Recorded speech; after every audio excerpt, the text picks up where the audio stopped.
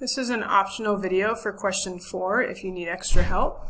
Question 4 says, what is a developing country? Explain in your own words. Use context clues to help you discover the meaning of this phrase.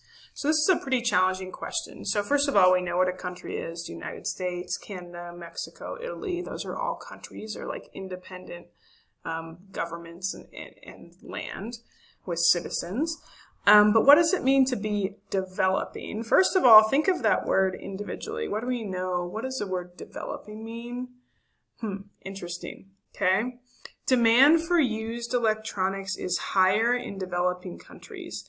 This demand and the high cost of repair and recycling in rich countries suggest that e-waste has more value in the developing world than the U.S. So they're saying it's not the United States and it's not a rich country. What could be a developing country? Remember, they want lots of e-waste, which is used electronics. Good luck.